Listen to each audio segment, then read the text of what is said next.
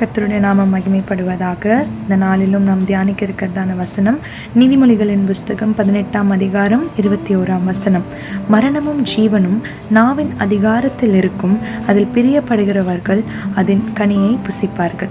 இந்த வசனம் நமக்கு சொல்லுகிறதான முக்கியமான காரியம் என்னன்னு பார்த்தீங்கன்னா, நம்ம நாவினால எதை அறிக்கை செய்கிறோமோ அது நிச்சயமாக நடக்கும். அது ஜீவனுள்ள வார்த்தையாக இருந்தாலும் சரி, மரணத்துக்கு எதுவாக இருக்கிற வார்த்தையாக இருந்தாலும் சரி, அது நிச்சயமாக நடக்கும். அதுதான் இந்த வசனம் சொல்லுகிறது.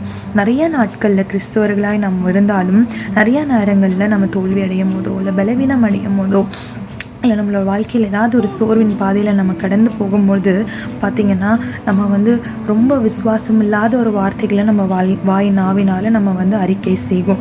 இதனால் கூடாது, இது நடக்காது, இதில் நிச்சயமாக எனக்கு ஜெயம் கிடைக்காது, இந்த பலவீனத்திலேருந்து எனக்கு சுகம் கிடைக்காது போன்ற வார்த்தைகள் எல்லாம் நம்ம நாவினால் நம்ம அறிக்கை செய்கிறோம்.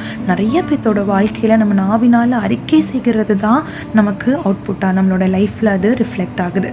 அதனால் நம்ம கிறிஸ்துவர்களாக இருக்கும் பொழுது நாமளும் சரி, நம்ம சுற்றி இருக்கவங்க சோர்வாக இருக்கும் பொழுது நம் ஜீவனுள்ள வார்த்தைகளை பேச வேண்டும். என்னை பலப்படுத்துகிற கிறிஸ்துவினால் எல்லாம் செய்ய எனக்கு பலன் உண்டு, அந்த மாதிரி விசுவாச அறிக்கைகளை நாம் செய்ய வேண்டும். நம்மளோட வேதத்தில் அநேக வார்த்தைகள் இருக்குது, நம்ம பலப்படுத்துகிறதான வார்த்தைகள் அநேக வசனங்கள் இருக்கிறது. அந்த வசனங்கள் எல்லாம் அறிக்கை செய்ய வேண்டும். அது மாத்திரம் இல்லாமல் புறஜாதியாக இருக்கிற ஜனங்களுக்கும் அவங்க சோர்வின் பாதையில் இருக்கும் பொழுது அவங்களுடைய வாழ்க்கையிலையும் நம் ஜீவனை பேச வேண்டும். அப்பொழுது நிச்சயமாக அவங்களும் ரட்சிப்புக்குள்ளாய் வருவதற்கு ஒரு பெரிய வாய்ப்பு இருக்கிறது. அதனால் நம்ம வருகின்ற நாட்களில் நம்மளோட கடினமான சூழ்நிலையில் நம்ம ட்ராவல் பண்ணும்போது நம்ம பேசுகிறதான வார்த்தை விசுவாசமுள்ளதாக இருக்க வேண்டும், அதில் ஜீவன் இருக்க வேண்டும். அப்பொழுது அது நம்மளுடைய வாழ்க்கையில் அப்படியே நடக்கும். இந்த வசனம் உங்களுக்கு ஆசீர்வாதமாக இருக்கும் என்று விசுவாசிக்கிறேன். ஆமென்.